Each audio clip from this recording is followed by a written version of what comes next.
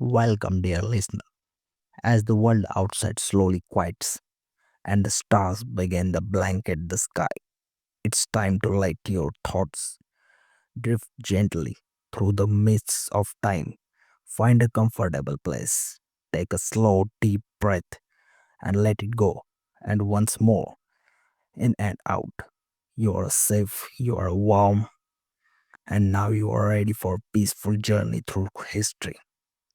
Tonight, we all wonder down old widening paths of a world long past, a quiet little village tucked into the gentle hills of medieval Europe.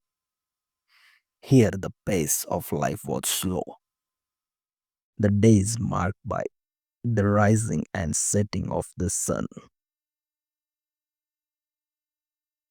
and the meals, well, they were simple, hearty, and often quite humble. What did people eat in these medieval villages?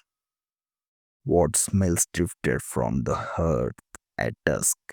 What foods were shared at the wooden tables after a long in fields?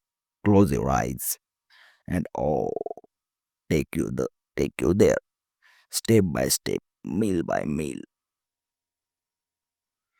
A village wakes, morning meals, and daily routines. Our story begins as the rooster calls out to the rising sun. The college is The village is starving. The soft light filters through the tiny windows of low, timber framed cottages inside. Families begin their day. In the center of each home, a crackles softly. It is heart of the household, used not only for the warmth, but for cooking every meal. A pot hangs over the fire, filled with yesterday's leftover pottage, a thick stewed mix of grains, vegetables, and maybe a bone or two from a previous supper. Breakfast in medieval villages was not grand or it was a practical. It was filling, often was a warm bowl of pottage or simply a piece of coarse dark bread sliced from a large round loaf baked the day before. Most villagers didn't have their own ovens. Instead, they baked their bread at the communal oven, a large stone structure near the center of the village. Families would be shaped their taught. Families would be shaped their dough at home and bring it be to bake, sometimes making, sometimes marking it with a symbol to know which loaf was theirs. Children helps grind grain using hand querens, while adults tended to animals or prepared for a day in the fields. Chickens clucked nearby, goats bleated gently, and the scent of damp earth filled the air. Milk from cows or bulls might be the part of the morning meal, though it didn't stay fresh for long. So much of it was turned into a butter or cheese. Eggs were a welcome addition when hens were lying well, and if you were lucky, a bit of honey or wild berries gathered the day before might sweeten your breakfast. The middle, in the fields of farmyards. As the sun climbs higher in the sky, the villagers head out to work. Men, women, and children all have their tasks. Some tend the fields of rye and barley, others gather firewood or spin wool. It is hard work and often done with bare hands, bent backs, and patient effort.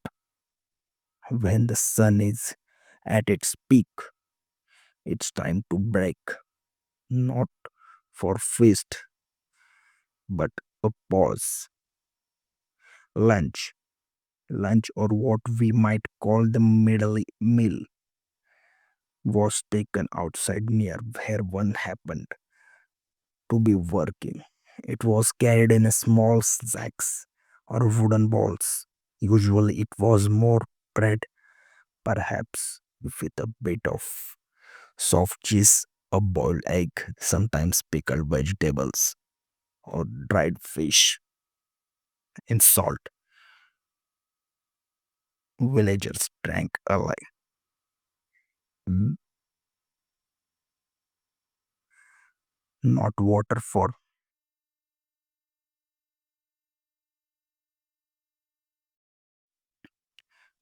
villagers, drank alive, not water, for water was not always clean. LA was weak, more like a fermented grain drink than what we imagine today, and even children drink it. And under the open sky, with the gentle hum of bees and the rustling and rustling of leaves, they ate surrounded by the work of their own hands. They chewed slowly, grateful for nourishment.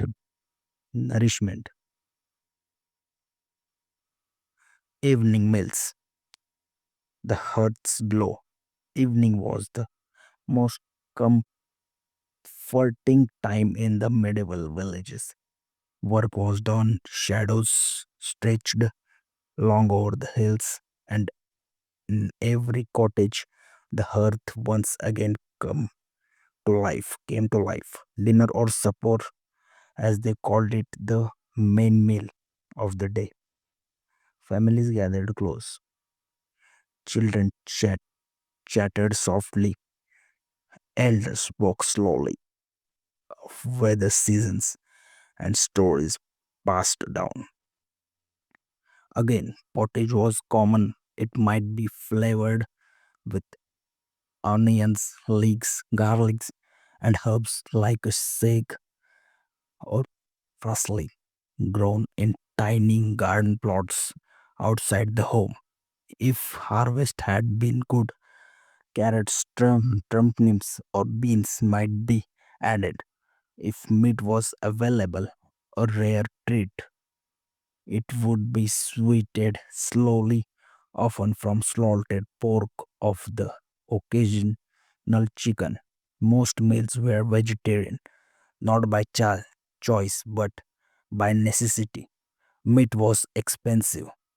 Even the lords had meat springly. The average peasant might have a few times a month.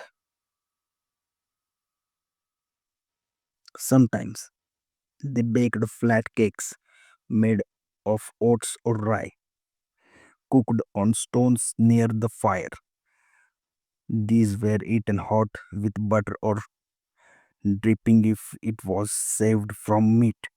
Apples or dried plums made sweet endings in late summer. Sweeted fruits were common flavored with a bit of honey, cinnamon if available,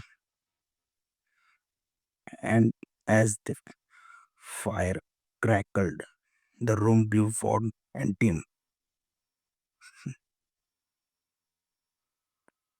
Candlelight flickered on the walls. The day faded gently. The medieval diet changed with the seasons. In the spring, There were fresh greens, nettle sorrel, and wild garlic. Summer brought berries, beans, and eggs. Autumn was a time of gathering apples, nuts, onions, and root vegetables. Winter was lean. Stored grains and salted food become staples. Pottage grew thinner, and bread was made with whatever flour was left. Fermented cabbage, dried legumes, and pickled things helped us scurvy away. To prepare for the cold months, villagers smoked fish, salted meat, and dried herbs. They stored food in ceramic pots, steel sealed with wax or cloth, and hung roots from rafters. Survival depended on careful planning, shared labor, and a quiet resilience. There was comfort in routine in knowing the rhythm of the earth. Though daily life was modest, there were days of joy and fullness, or holidays, or village feasts. People celebrated the harvest festival, brought music, dancing, and shared meals. Large tables were set outside, bread was baked fresh, pies were filled with whatever foods or meat was available, spices, horrid all the day, all the year, might be used in celebration. At weddings, roast pigs or fowl were prepared. Mid-flood, laughter filled the fields. These moments were bright sparks, memories to warm the cool months.